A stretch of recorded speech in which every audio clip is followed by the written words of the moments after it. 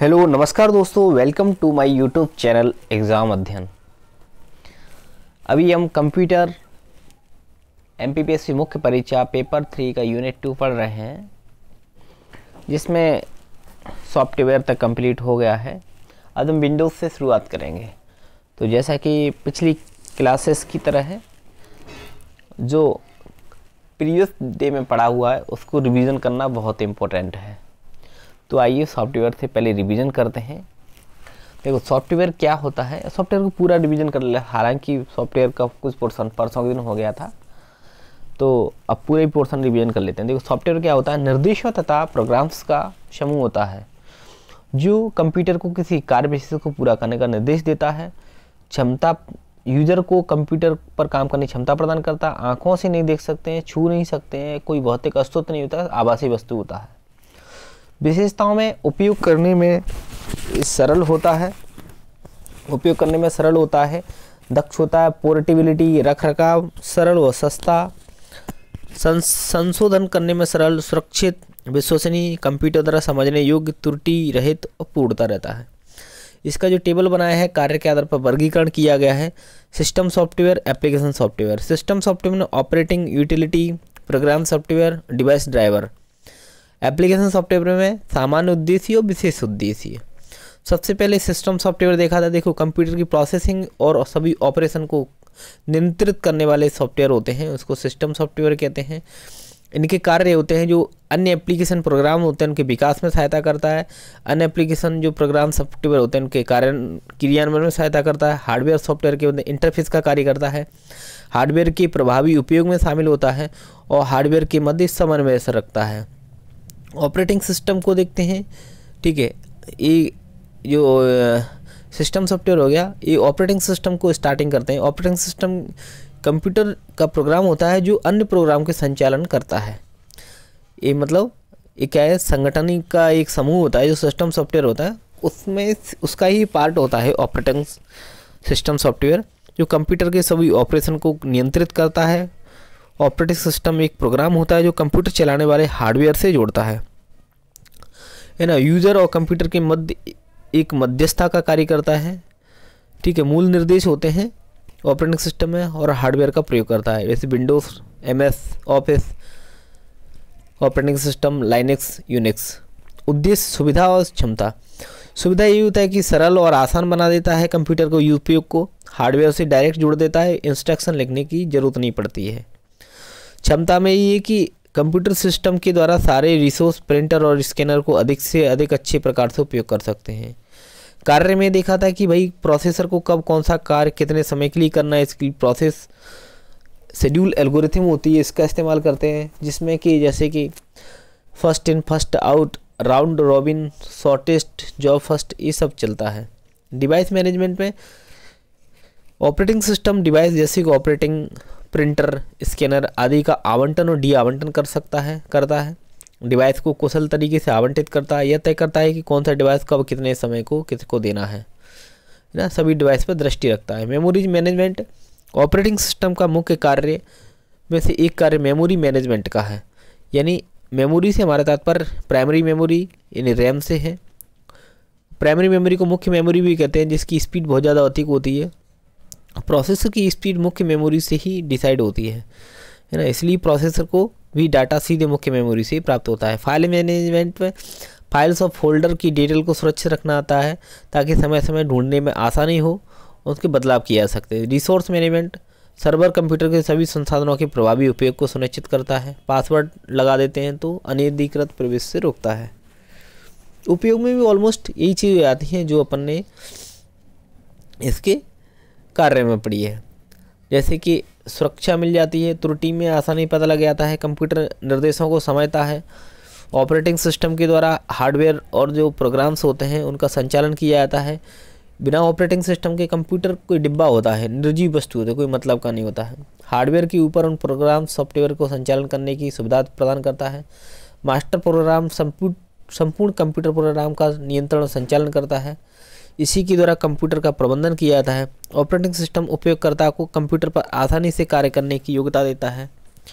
Operating system और computer के संबंधों को एक आरेख चित्र के माध्यम से समझा जा सकता है। उदाहरण डेस्कटॉप, मोबाइल ऑपरेटिंग सिस्टम में ये सब हो जाते हैं। विशेषता में कि प्राइमरी मेमोरी को ट्रैक करता है, कहाँ इस्तेमाल हो रही है, कितनी मेमोरी इस्तेमाल हो रही है, और मांगने पर मेमोरी उपलब्ध भी कराता है। प्रोसेसर का ध्यान रखता है, मैनेज करता है, मतलब कंप्यूटर से जुड़े सभी डिवाइसेस को मैनेज करता है। कंप्यूटर हार्डवेयर और सॉफ्टवेयर दोनों को मैनेज करता है। पासवर्ड और अन्य तकनीक के माध्यम से सुरक्षा प्रदान करता है। कंप्यूटर द्वारा किए जाने वाले कार्यों को ध्यान रखता है, उनका रिकॉर्ड रखता है, गलतियों और खतरों से अवगत कराता है, यूजर और कंप्यूटर के बीच समन्वय कराता है। ऑपरेटिंग सिस्टम के प्रकार देख लेते हैं। देखो, ऑपरेटिंग सिस्टम के प्रकार की बात की जाती है तो उपयोगकर्ता के आधार पर सिंगल और मल्टी यूजर, और विकास के आधार पर batch operating, network operating, real time operating, distributed operating, time sharing, multitasking, ये सब होते हैं। देखो, उपयोगकर्ता के आधार पर यानी कितने उपयोगकर्ता ऑपरेटिंग सिस्टम का उपयोग करते हैं। सिंगल में सीधे एक ही बार में एक ही यूजर ऑपरेट करता है।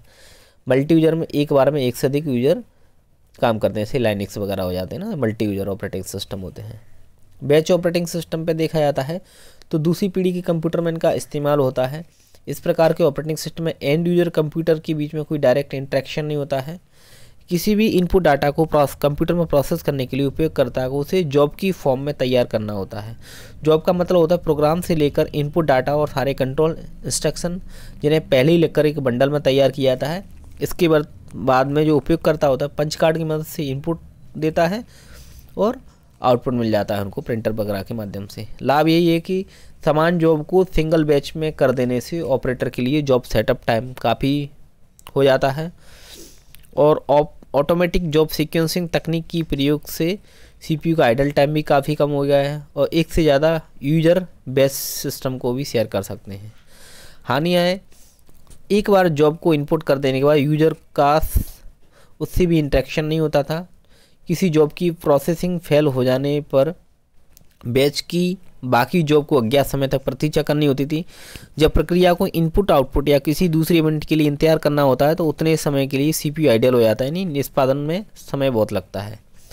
नेटवर्क ऑपरेटिंग एक सर्वर होता है और बहुत सारे उससे दूसरे क्लाइंट कंप्यूटर होते हैं, ऐसे इससे जुड़े रहते हैं इस सर्वर से। और नेटवर्क ऑपरेटिंग सिस्टम एक केंद्रीय सर्वर को बाकी सभी क्लाइंट कंप्यूटर से डाटा, सुरक्षा, एप्लीकेशन ये सब भेजने का, मैनेज करने का क्षमता प्रदान करता है। इन ऑपरेटिंग सिस्टम के माध्यम से किसी छोटे प्राइवेट नेटवर्क को अपने नेटवर्क से जुड़े बाकी कंप्यूटर, फाइल, प्रिंटर, सुरक्षा, एप्लीकेशन इनसे भी साझा करने की अनुमति मिलती है। मेन चीज़ ये कि सर्वर है, उससे कंप्यूटर जुड़े होते हैं बहुत सारे क्लाइंट कंप्यूटर, उनको भी डाटा, सुरक्षा, एप्लीकेशन, इस सब चीज़ों को करने के लिए मैनेजिंग क्षमता प्रदान करता है। इनको अपन टाइटली कपल्ड सिस्टम भी कहते हैं, किसको? नेटवर्क ऑपरेटिंग सिस्टम को, है ना। लाभ यही है कि एक ही सेंट्रल कंप्यूटर होता है, सर्वर कहते हैं जिसमें, और बाकी कंप्यूटर को संभालता है ना, और सर्वाधिक अधिक स्थिर केंद्रीकृत है।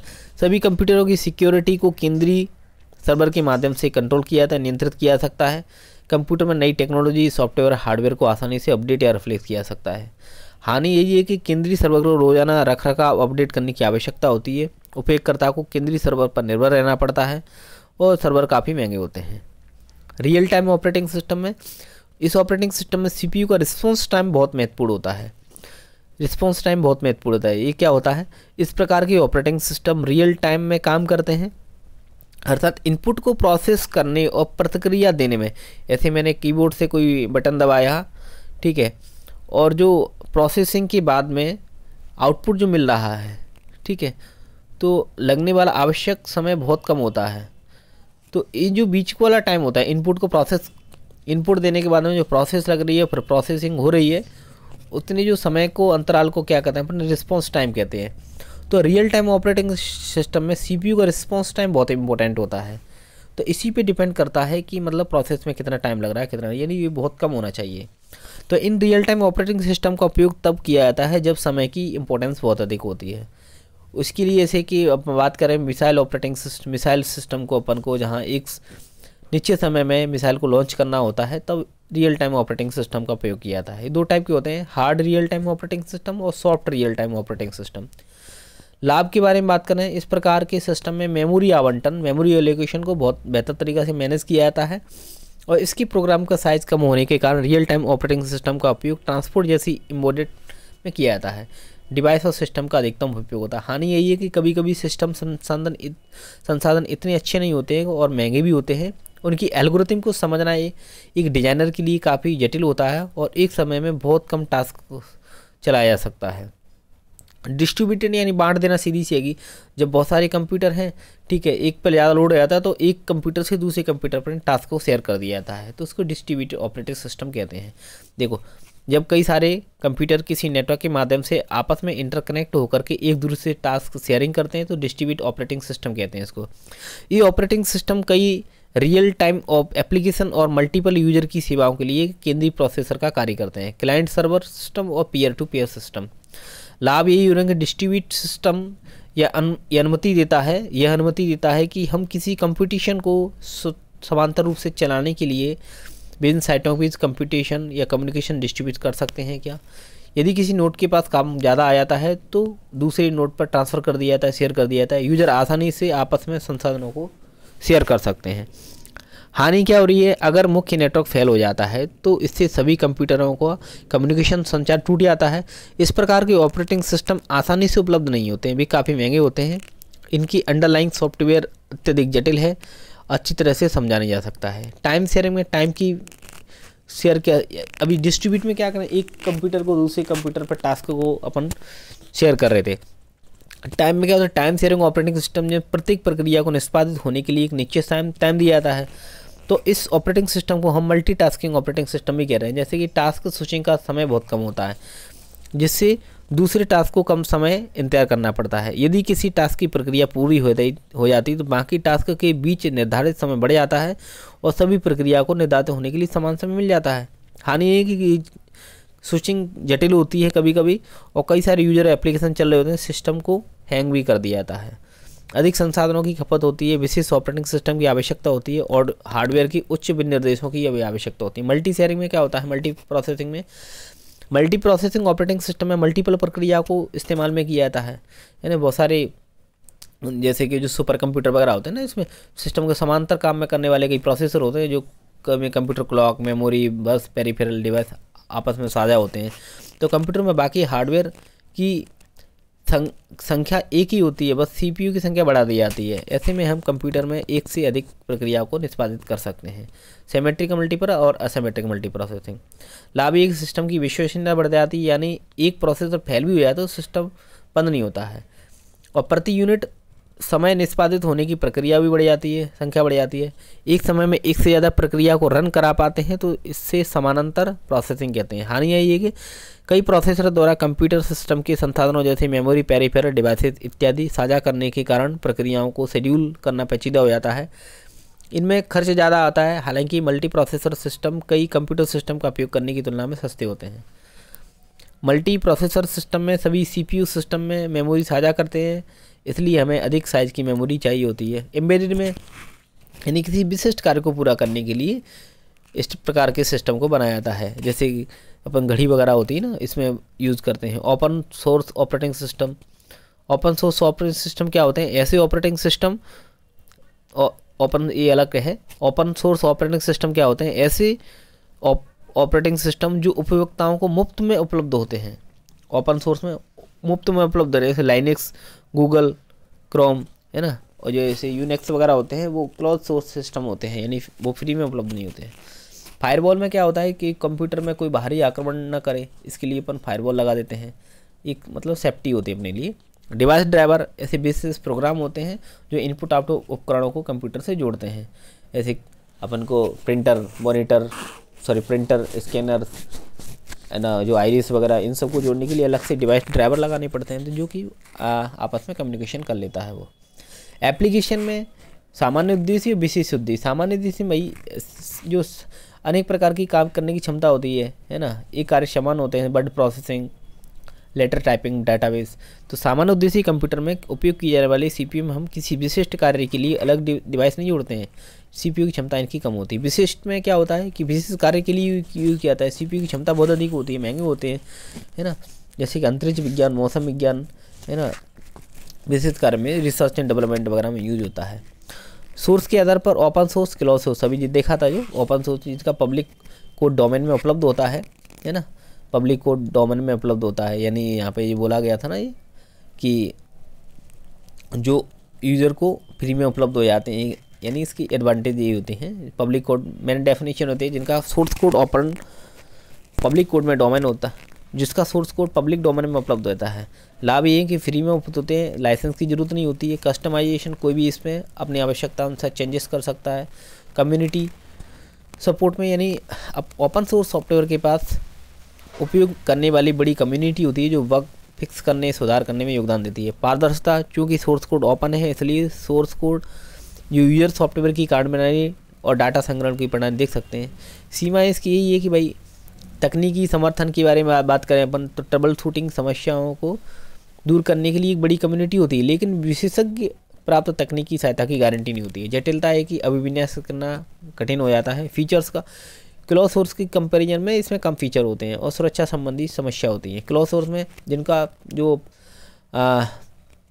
सोर्स कोड पब्लिक डोमेन में उपलब्ध नहीं होता है ना। लाभ ये है कि तकनीकी सहायता, भाई इसमें ट्रबल शूटिंग अभिविन्यास सेटअप वगैरह इससे विशेषज्ञों की टीम होती है। फिर फीचर्स इसमें ओपन सोर्स की तुलना में ज़्यादा फीचर्स होते हैं। सुरक्षा, इसमें कई टाइप की सुरक्षा अंतर्निहित होती है, जैसे कि साइबर खतरों के विरुद्ध बेहतर सुरक्षा प्रदान करते हैं। एकीकरण, क्लोज सोर्स सॉफ्टवेयर दूसरे सॉफ्टवेयर के साथ आसानी से मतलब मर्ज हो जाते हैं, आसानी से उनके साथ कार्य करने लगते हैं। हानि यही कि लागत इसकी ज़्यादा होती है, फीस लगती है ना, इसलिए लाइसेंस फीस लगती है। वेंडर लॉक इन, वेंडर पर डिपेंड रहना पड़ता है, स्विच करने में कठिनाई होती है। सीमित कस्टमाइज, अपने हिसाब से इसको मॉडिफाई नहीं कर सकते हैं, कस्टमाइज नहीं कर सकते हैं क्योंकि ये क्लोज सोर्स है।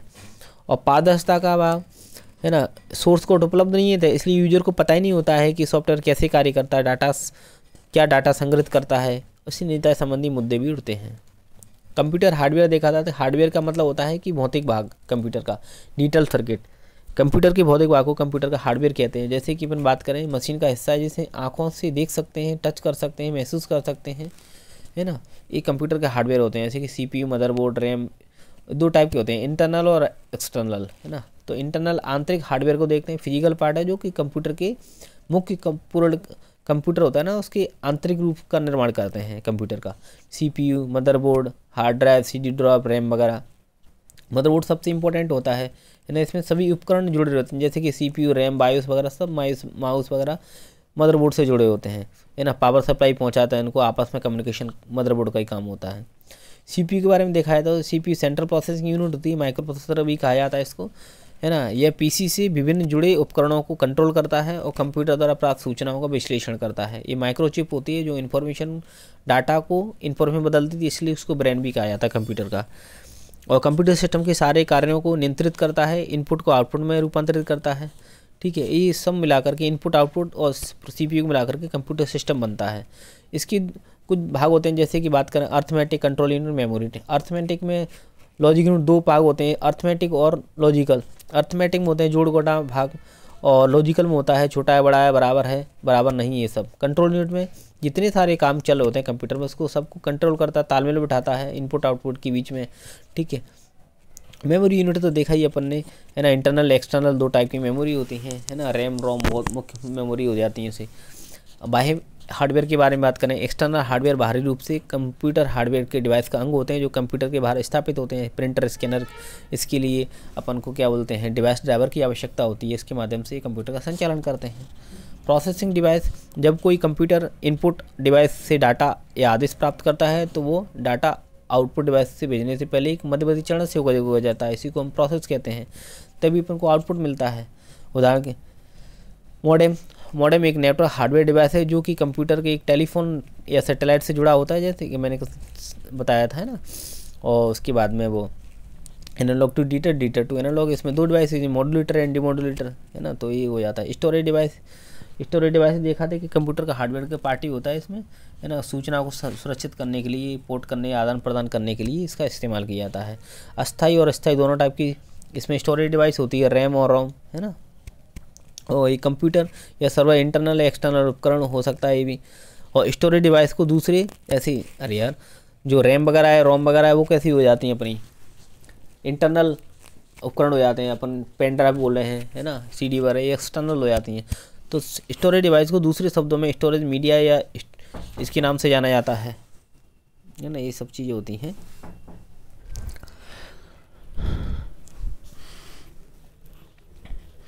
हार्डवेयर और सॉफ्टवेयर के बीच समन्वय क्या देखा था कि देखो हार्डवेयर के बिना सॉफ्टवेयर नहीं है, सॉफ्टवेयर के बिना हार्डवेयर नहीं है। हार्डवेयर कंप्यूटर का शरीर होता है तो सॉफ्टवेयर उसकी आत्मा होती है, यानी दोनों एक दूसरे के बिना अधूरे हैं। हार्डवेयर के बिना सॉफ्टवेयर काम नहीं कर सकता, सॉफ्टवेयर के बिना हार्डवेयर काम नहीं कर सकता। यानी कंप्यूटर से कार्य विशेष करवाने के लिए हार्डवेयर पर उचित सॉफ्टवेयर इंस्टॉल करना पड़ता है। तो सॉफ्टवेयर आपकी यानी यूज़र और हार्डवेयर के बीच आपसी संबंध स्थापित करता है। यह एक ऐसा कंप्यूटर प्रोग्राम है जो अन्य कंप्यूटर प्रोग्राम का संचालन करता है। अब आज से देखते हैं नया विंडोज़। विंडोज़ अक्सर अपन आए दिन सुनते रहते हैं कि विंडोज़, ये वाली विंडोज़ लॉन्च हो गई, ये विंडो लॉन्च हो गई, ये विंडोज़ अच्छे काम करती है, इसमें ज़्यादा फीचर्स हैं, इस सब चीज़ों के बारे में। तो आज हर चीज़ों की A to Z information about of Windows हम देखते हैं। देखो, विंडोज़ माइक्रोसॉफ्ट द्वारा बनाए गए एक ऑपरेटिंग सिस्टम है। देखो, सबसे पहला चीज़ अपन देखेंगे ऑपरेटिंग सिस्टम। अभी और स्टार्टिंग में अपने ऑपरेटिंग सिस्टम पढ़ा ही था, जो कि एक सिस्टम सॉफ्टवेयर का भाग होता है। ऑपरेटिंग सिस्टम का सिस्टम सॉफ्टवेयर का भाग होता है, यानी जो कंप्यूटर का जो संचालन कर रहा है, इनपुट आउटपुट डिवाइसेस के बीच में जो कोऑर्डिनेशन कर रहा है, वो सब ऑपरेटिंग सिस्टम के द्वारा ही पॉसिबल हो पा रहा है। तो विंडोज़ माइक्रोसॉफ्ट द्वारा बनाई गई ऑपरेटिंग सिस्टम है, जो कि सिस्टम सॉफ्टवेयर का भाग होता है या सिस्टम सॉफ्टवेयर कहा जाता है। विंडोज़ एक ऑपरेटिंग सिस्टम है जो कि एक बहुत ही पॉपुलर ऑपरेटिंग सिस्टम होता है। ऑपरेटिंग सिस्टम एक सॉफ्टवेयर होता है जिसके ऊपर सभी सॉफ्टवेयर रन करते हैं। बिना ऑपरेटिंग सिस्टम के किसी भी कंप्यूटर या मोबाइल पर ऑपरेट करना मुश्किल होता है। एक ग्राफिकल इंटरफेस ऑपरेटिंग सिस्टम है जिसे कि माइक्रोसॉफ्ट कॉर्पोरेशन नामक एक प्रसिद्ध IT कंपनी ने विकसित किया था। ठीक है, देखो अपन ने क्या देखा इसमें कि विंडोज़ क्या है, ऑपरेटिंग सिस्टम। ऑपरेटिंग सिस्टम क्या होता है, सिस्टम सॉफ्टवेयर का भाग होता है। तो जितने सारे ऑपरेटिंग सिस्टम सॉफ्टवेयर होते हैं वो ऑपरेटिंग सिस्टम के ऊपर ही रन होते हैं, है ना। उसी के माध्यम से ये संचालन होता है, चाहे अपन मोबाइल के बारे में बात करें चाहे कंप्यूटर के बारे में। हिस्ट्री से शुरुआत करते हैं। देखो, माइक्रोसॉफ्ट के बारे में, विश्व की एक जानी मानी सबसे बड़ी सॉफ्टवेयर कंपनी माइक्रोसॉफ्ट। स्थापना 1975 में होती है बिल गेट्स के माध्यम से। बिल गेट के द्वारा की जाती है। संस्थापक बिल गेट्स साहब होते हैं। इसके मुख्यालय अमेरिका की रेडमंड वाशिंगटन में मुख्यालय होता है। MS-DOS Microsoft disk operating system 1981 में आता है। यह माइक्रोसॉफ्ट का पहला ऑपरेटिंग सिस्टम था जो कि एक IBM इंटरनेशनल बिजनेस मशीन की संगत कंप्यूटरों के लिए बनाया गया था। यह कैरेक्टर पर ही चलता था। इसमें कोई काम ग्राफिकली नहीं किया जा सकता था। इसमें कोई एक्स्ट्रा सॉफ्टवेयर नहीं होते थे जो इसमें सिर्फ कमांड टाइप करने पर ही काम करता था। देखो, सबसे पहले माइक्रोसॉफ्ट के बारे में देखा है तो ये सबसे बड़ी कंपनी है जानी मानी IT की। 97 बिल गेट्स साहब ने इसका खोज किया, स्थापना की थी। मुख्यालय अमेरिका के रेडमंड में है। ये बात करते हैं अपन किसके बारे में, MS-DOS Microsoft disk operating system 1981 में आता है। इसके बारे में देखते हैं। तो यह क्या है कि ऑपरेटिंग सिस्टम पहला ऑपरेटिंग सिस्टम है जो कि IBM के संगत कंप्यूटर के लिए बनाया गया था। एक ही कैरेक्टर पर काम करता है। इसमें कोई ग्राफिकल नहीं किया जाता है और कोई एक्स्ट्रा सॉफ्टवेयर नहीं होता है जिससे सिर्फ कमांड टाइप करने पर ही काम करता है। विंडोज़ 1.0 20 नवंबर 1985 में बात करते हैं। 1985 माइक्रोसॉफ्ट ने विंडोज़ 1.0 को लॉन्च किया। इसमें MS-DOS की तुलना में, जो अभी ऊपर MS-DOS देखा था 1981 में आया था, है ना, जो पहला ऑपरेटिंग सिस्टम था, तो उसके कंपैरिजन में स्पीड में काफ़ी सुधार आया और सिस्टम काफ़ी फास्ट भी चलने लगा था। देखो, MS-DOS के कंपैरिजन में क्या इसमें स्पीड में सुधार आया, मतलब तेज चलने लगा था। विंडोज़ 1.0 बोल रहे हैं 1985 में आया है। 1987 में बात करें अपन 2.0 आता है। तो सबसे बड़ी खास बात ये थी कि विंडोज़ कीबोर्ड शॉर्टकट और आइकन्स के साथ लॉन्च हुआ। अब आजकल Ctrl+X कट करने के लिए, Ctrl+C कॉपी करने, Ctrl+V पेस्ट करने के लिए, Ctrl+A ऑल सेलेक्ट करने के लिए, इस टाइप से जो शॉर्टकट होते हैं, आइकन्स होते हैं, ये सब फीचर्स है विंडोज़ 2.0 में, जिससे कि इससे कंप्यूटर पर काम करना और भी आसान हो गया था। साथ ही साथ इसमें नई ग्राफिक्स भी दिए गए जिससे कोई विजुअल काम वर्क करना बहुत आसान हो गया था। ठीक है, यानी कंप्यूटर पर काम करना और भी आसान है, जिसमें नई ग्राफिक्स भी दिए गए जिससे कि कोई विजुअल वर्क करना बहुत आसान हो गया। विंडोज़ 3.0 के बारे में देखें, पहले से ज़्यादा यूज़र फ्रेंडली भी था, है ना, जिस पर काम करना और भी आसान हो गया था। और 3.0 के साथ दुनिया में पहली बार कंप्यूटर गेमिंग की शुरुआत, यानी गेमिंग की शुरुआत विंडो 3.0 में साथ होती है, जो आजकल के सारे पर्सनल कंप्यूटर पर खेले जाते हैं। देखो अभी तक क्या देखा, जो पहला वाला MS DOS था, IBM के संगत कंप्यूटर बनाया गया था, कैरेक्टर पे काम करता था, सॉफ्टवेयर नहीं होते थे एक्स्ट्रा, में कमांड टाइप करने पे काम करता था। विंडोज़ 1.0 में स्पीड में सुधार आता है MS DOS के कंपैरिजन में। 2.0 में कीबोर्ड शॉर्टकट व आइकॉन्स वगैरह आ जाते हैं, ठीक है, जो कि विजुअल वर्क करना बहुत आसान हो जाता है इस पर। 3.0 में गेमिंग की शुरुआत हो जाती है इसमें, ठीक है, 3.0 में गेमिंग की शुरुआत हो जाती है। अब बात करते हैं 1995 विंडोज़ 95 में। देखो यह पहला ऑपरेटिंग सिस्टम था जिसमें start button, start menu, task bar, इस सब का उपयोग किया गया था। और इसकी सबसे बड़ी विशेषता थी कि इसमें हम एक साथ कई प्रोग्राम रन कर सकते थे। देखो विंडो 95 24 अगस्त 95 को आता है। अब देखो यहाँ पर 95 1995 में आ रहा है, तो इसकी जो नाम के साथ में 95 जोड़ दिया है, ठीक है, उसके हिसाब से चले। ऐसे 98 में आया तो विंडो 98 बोल दिया उसको, है ना। तो विंडो 95 में आया है। तो ये पहला ऑपरेटिंग सिस्टम जिसमें start button, start menu, task bar, ऐसे अपन कंप्यूटर को चेक खोलते हैं ना, तो ये सब चीज़ें होती हैं। ये विंडो 95 उसमें ये विशेषता थी, और एक साथ कई प्रोग्राम को रन कर सकते हैं।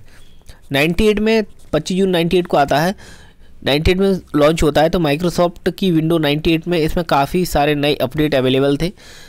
इसमें कई सारे नए सॉफ्टवेयर भी लॉन्च हुए थे, जैसे कि पहला वीडियो प्लेयर आया था जिसे आज हम विंडोज़ मीडिया प्लेयर के नाम से जानते हैं, और वह भी इसी के साथ लॉन्च किया गया था। पहला CD DVD प्लेयर भी इसी विंडोज़ के साथ में लॉन्च किया गया था, है ना। देखो क्या देखा था अपन ने, सबसे पहले इसमें MS DOS में तो ठीक है छोड़ देते हैं, कमांड टाइप करने पर ही काम करता, सॉफ्टवेयर अगर नहीं थे इसमें। IBM के संगत कंप्यूटर के लिए बनाया गया था, इसमें कैरेक्टर पे काम करता है, ग्राफिकली नहीं किया गया था इसमें कुछ काम। विंडो 1 पॉइंट में जैसे ही 1985 में लॉन्च करते हैं तो MS DOS की तुलना में स्पीड बढ़ने लगती है इसकी।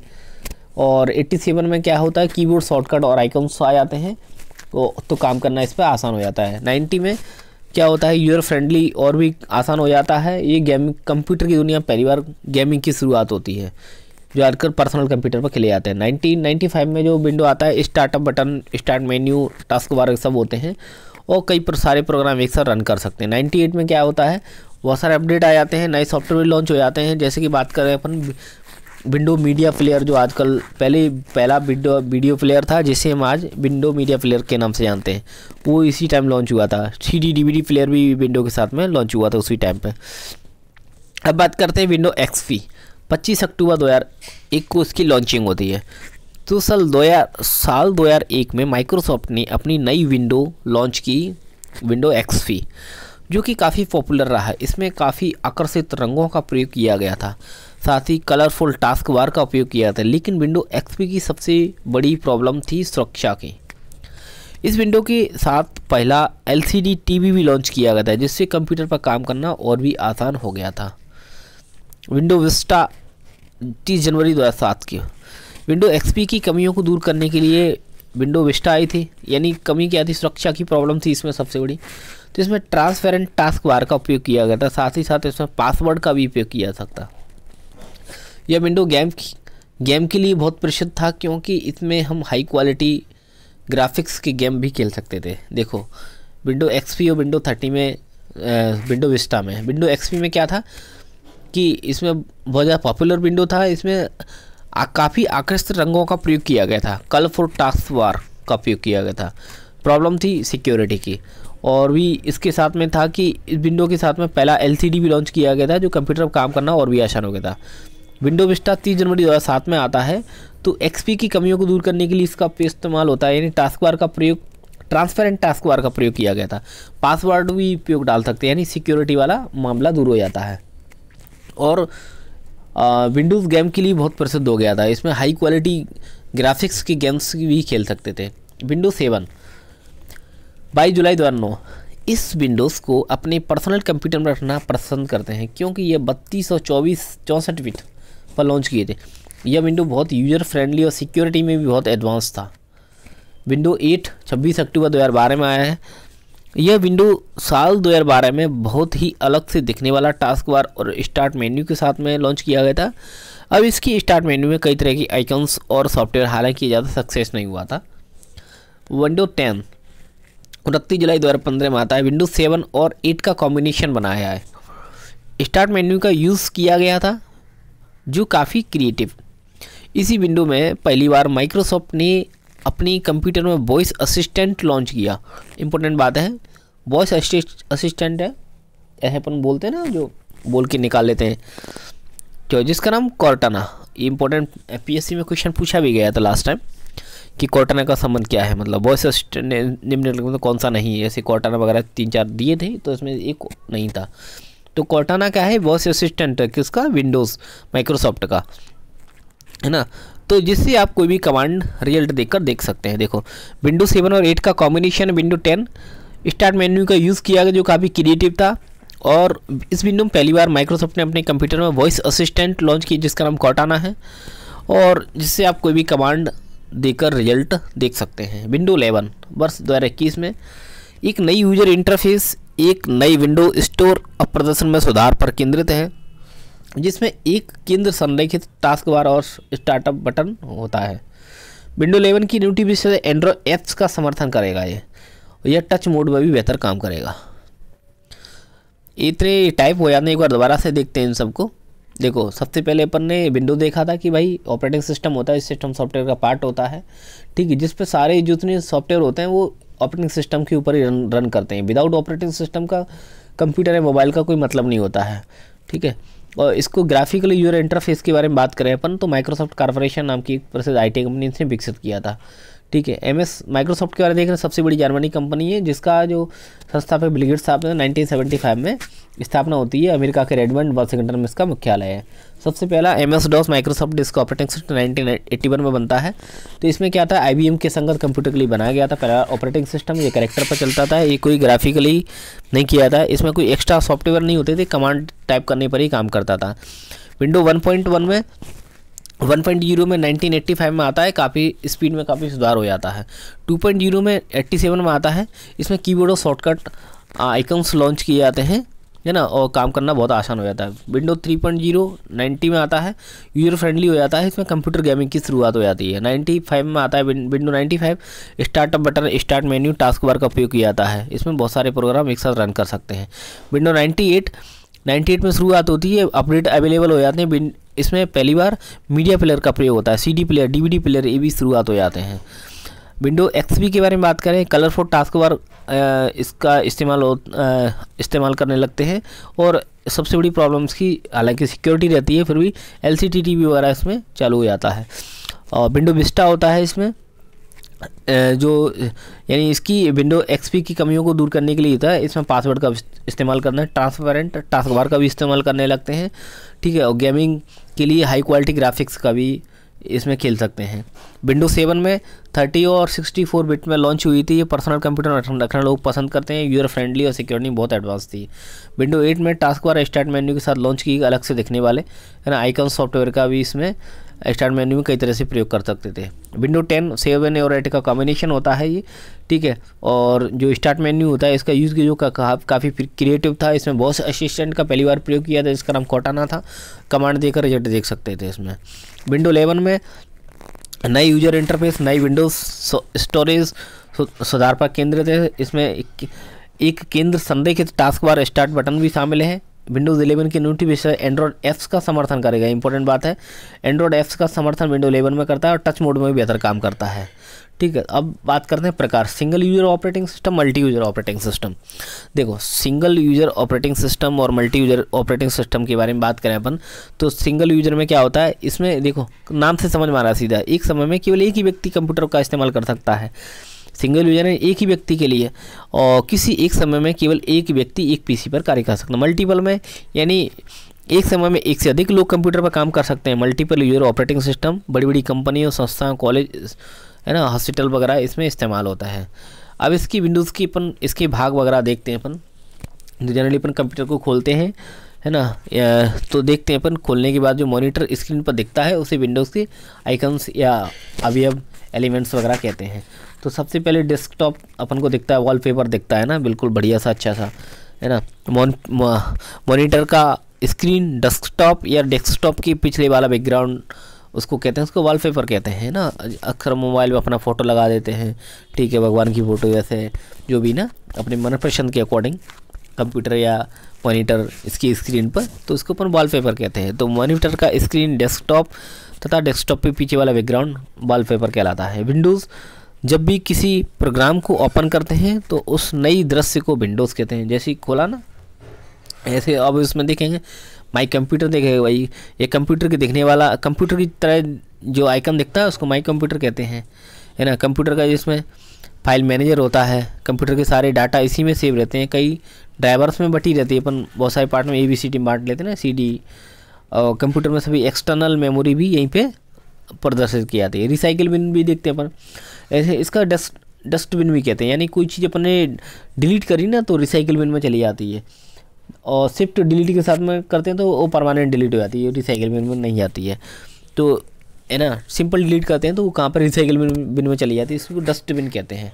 कंप्यूटर में डस्टबिन का कार्य करता है। हम कंप्यूटर से जो भी फाइल डिलीट करते हैं वो रिसाइकिल बिन में स्टोर हो जाती है। रिसाइकिल बिन से हम डिलीट हुए डाटा को फिर से रिस्टोर कर सकते हैं। यदि शिफ्ट डिलीट के साथ में कोई डाटा डिलीट करते हैं तो वो परमानेंट रिसाइकिल बिन में नहीं आता, वो हमेशा के लिए ख़त्म हो जाता है। टास्क बार के बारे में बात करें अपन, तो कंप्यूटर स्क्रीन पर सबसे जो नीचे वाली पट्टी होती है ना उसको टास्क बार कहते हैं। स्टार्ट बटन के बगल में होता है एक पतली हॉरिजॉन्टल लाइन होती है कंप्यूटर पर वर्तमान में पूरे फाइल प्रोग्राम को, ऐसे इसमें जो दिख रहा है ना, जो भी सॉफ्टवेयर में रिकॉर्डिंग कर रहा हूँ, ठीक है, और ईज वगैरह फाइल वगैरह ये सब इसमें शो हो रहा है। स्टार्ट बटन सबसे जो कोने में लेफ्ट साइड में सबसे नीचे साइड में जो होता है उसको स्टार्ट बटन कहते हैं। विंडो के अवयव में स्टार्ट बटन भी होता है जो डेस्कटॉप पर सबसे निचले दाहिने कोने में होता है, सबसे निचले और दाहिने कोने में।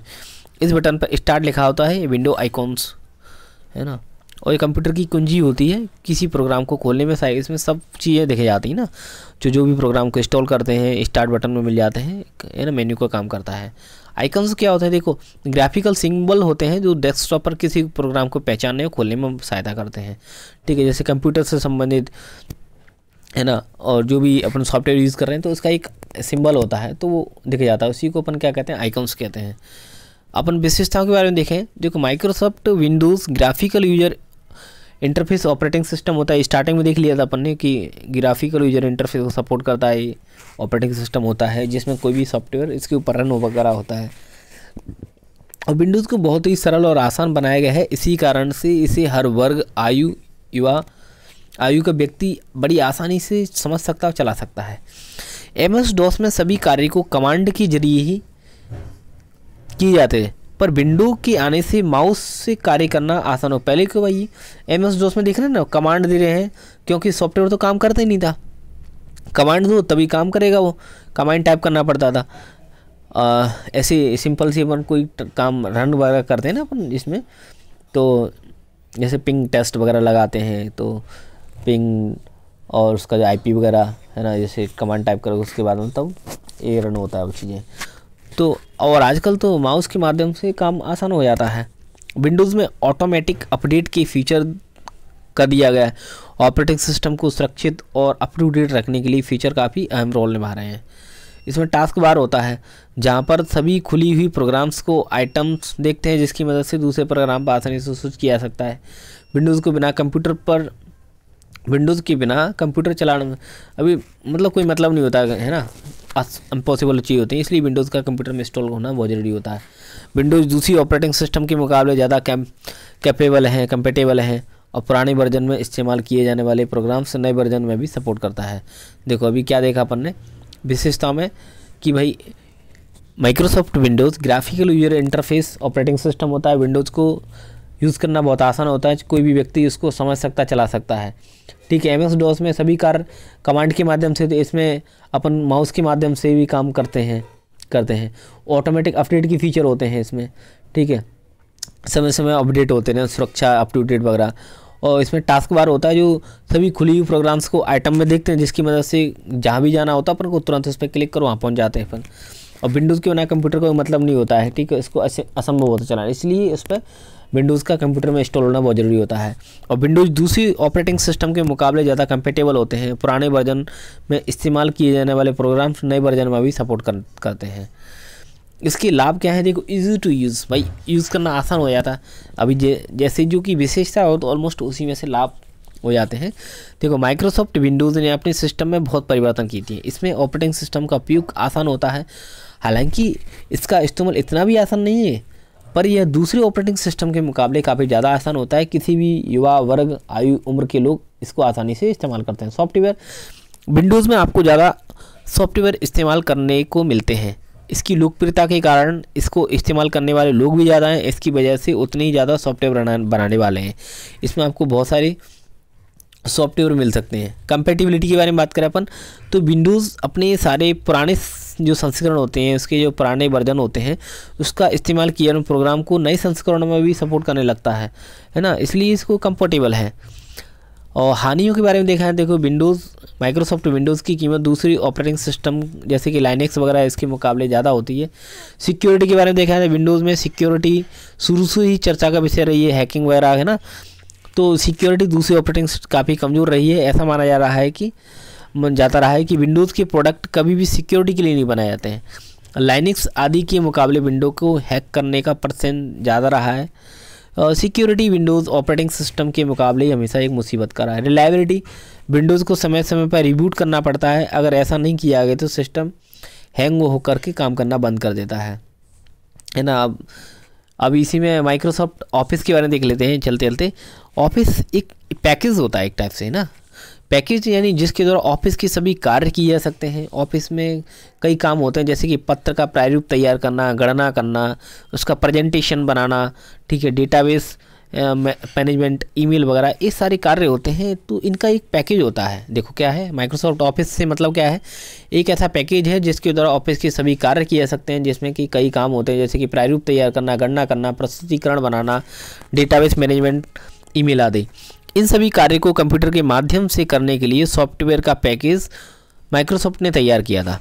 और एक ओपन सोर्स सॉफ्टवेयर नहीं है, यह क्षितिज समांतर मार्केट सॉफ्टवेयर होता है ना। अपन इसकी हिस्ट्री के बारे में बात करें तो माइक्रोसॉफ्ट ऑफिस सबसे पहले 1989 में आता है माइक्रोसॉफ्ट कॉरपोरेशन द्वारा मैक ऑपरेटिंग सिस्टम के लिए। विंडोज़ ऑपरेटिंग सिस्टम 90 में पहला संस्करण आ गया था और अभी वर्तमान में 19 वाला 2019 वाला इसका वर्जन यूज़ कर रहे हैं अपन। कई सारे प्रोग्राम्स का एक समूह होता है MS ऑफिस, है ना, एक वर्ड प्रोसेसिंग सॉफ्टवेयर है। इसका इस्तेमाल अभी देख रहा है कि लेटर बना सकते हैं, कोई डॉक्यूमेंट तैयार कर सकते हैं, कोई मॉडिफिकेशन कर सकते हैं इसमें। इसके द्वारा हम किसी मीटिंग के लिए प्रेजेंटेशन तैयार कर सकते हैं, विभिन्न प्रकार की स्लाइड का उपयोग करके प्रेजेंटेशन को और आकर्षित बना सकते हैं। इसके द्वारा हम अपने डेटा को सारणी में देख सकते हैं। इसके द्वारा हम अपने डेटा को ग्राफ के माध्यम से व्यक्त कर सकते हैं। इससे हम अपनी व्यापार में होने वाले उतार चढ़ाव, इन सब चीज़ों के बारे में देख सकते हैं। कॉमन चीज़ होती है। देखो प्रेजेंटेशन अपन PPT का इस्तेमाल करते हैं, ठीक है, स्लाइड है ना, स्लाइड के माध्यम से आकर्षित बना सकते हैं। डेटा सारणी यानी अपन जो एक्सेल होता है उसको इस्तेमाल कर सकते हैं, है ना, ग्राफ वगैरह, इस पावर पॉइंट वर्ड वगैरह, है ना, इस सब का। इसके घटक देखो MS Word, Excel, PowerPoint, Access, Outlook, यानी सब इसके घटक हो जाते हैं। तो इन घटकों को एक एक से देख लेते हैं। वर्ड के बारे में देखते हैं। Microsoft word processing software. देखो MS ऑफिस का सबसे ज़्यादा उपयोग होने वाला प्रोग्राम्स, एक बार MS ऑफिस का सबसे ज़्यादा उपयोग होने वाला प्रोग्राम्स है कौन सा, MS वर्ड। इसके द्वारा किसी प्रकार का लेटर बनाया सकता है, लेटर को मॉडिफाई कर सकते हैं। इसमें कई तरह के टूल होते हैं, तो इसकी मदद से हम लेटर को और भी आकर्षित, जैसे कलरफुल, जैसे कि मैंने इसमें कलर वगैरह दिया हुआ है, ये MS वर्ड पर बना हुआ है, ये मेरा डॉक्यूमेंट्स है, ठीक है। अपन इसको और भी कई टाइप के मतलब फॉन्ट दे सकते हैं, कलर दे सकते हैं, मार्जिन दे सकते हैं, है ना, स्पेस दे सकते हैं, ये सब चीज़ें हो सकती हैं। कई और फॉन्ट दे सकते हैं, हाईलाइट वगैरह सब कर सकते हैं। देखो MS वर्ड में क्या कर रहे हैं, ये माइक्रोसॉफ्ट वर्ड प्रोसेसिंग सॉफ्टवेयर है। MS ऑफिस का सबसे ज़्यादा उपयोग होने वाला प्रोग्राम्स है ये, ठीक है, प्रोग्राम्स है। कई प्रकार के लेटर बना सकते हैं, मॉडिफाई कर सकते हैं। कई इसमें टूल होते हैं जिससे आकर्षक बना सकते हैं। कई तरह के फॉन्ट होते हैं, विशेष ध्यान वाले शब्दों को विशेष फॉन्ट दे सकते हैं, हाईलाइट कर सकते हैं। एक्सेल में क्या होता है, एक ऐसा प्रोग्राम जिसकी मदद से हम डाटा को सारणीबद्ध बना सकते हैं, टेबल की फॉर्म में बना सकते हैं।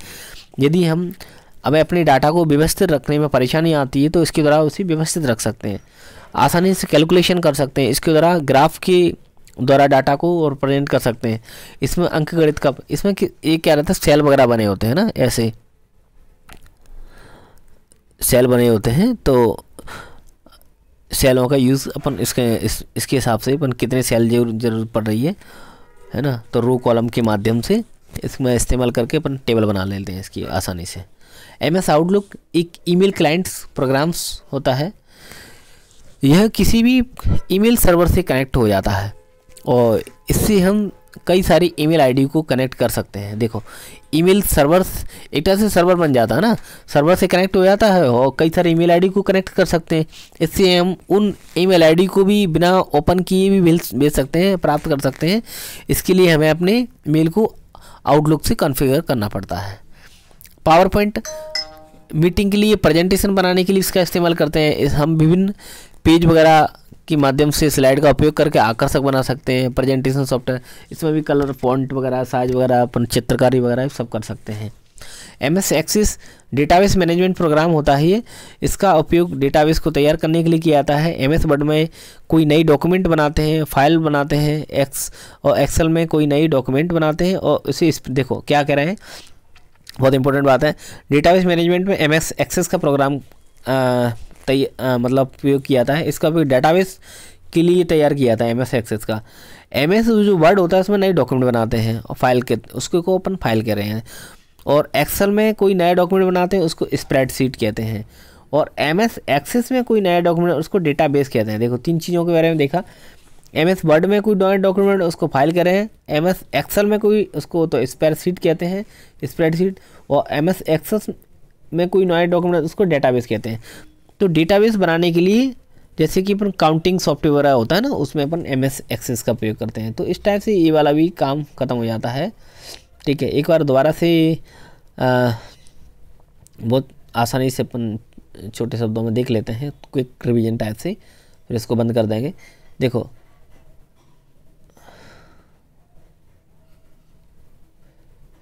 MS ऑफिस एक पैकेज होता है, MS ऑफिस का एक पैकेज होता है जिसके ऑफिस के सभी कार्य किए जा सकते हैं। ऑफिस में कई काम होते हैं जैसे कि प्रारूप तैयार करना, गणना करना, प्रस्तुतिकरण बनाना, डेटाबेस मैनेजमेंट, ईमेल वगैरह।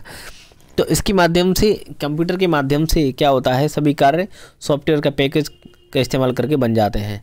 ठीक है, ओपन सोर्स सॉफ्टवेयर नहीं होता है, क्षितिज समांतर मार्केट सॉफ्टवेयर है। कौन? Microsoft office. सबसे पहले 1989 में माइक्रोसॉफ्ट कॉरपोरेशन द्वारा मैक ऑपरेटिंग सिस्टम के लिए शुरू किया गया था। विंडोज़ ऑपरेटिंग सिस्टम के लिए 90 में प्रथम संस्करण आया था। ऑफिस 2019 इसका वर्तमान संस्करण है।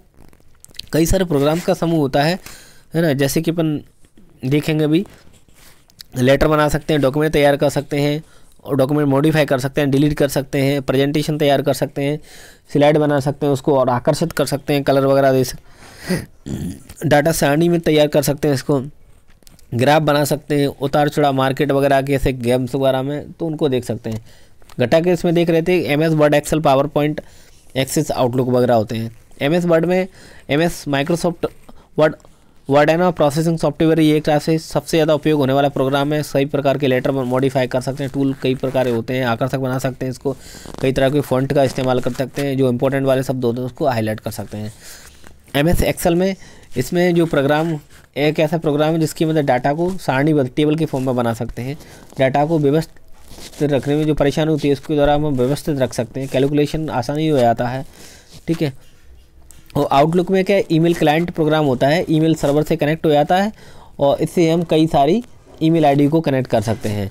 इससे हम उन ईमेल आईडी को बिना ओपन किए भी मेल भेज सकते हैं और तब प्राप्त कर सकते हैं। इसके लिए हमें अपने को आउटलुक से कॉन्फ़िगर करना पड़ता है। पावर पॉइंट में इसका उपयोग किसी भी मीटिंग के लिए, पावर प्रेजेंटेशन बनाने के लिए होता है। ठीक है, इसमें हम पेज पर विभिन्न प्रकार की स्लाइड का उपयोग कर सकते हैं, आकर्षक बना सकते हैं और प्रेजेंटेशन सॉफ्टवेयर के नाम से भी जानते हैं। MS एक्सेस डाटाबेस मैनेजमेंट है, यह एक डाटाबेस मैनेजमेंट प्रोग्राम है। इसका उपयोग डेटाबेस को तैयार करने में करते हैं।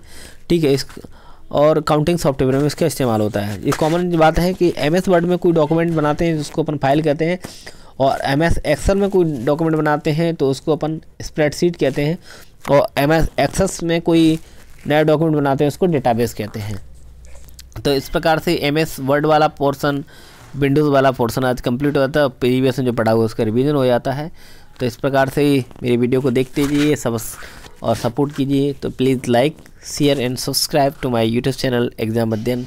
Thank you. जय हिंद, जय भारत।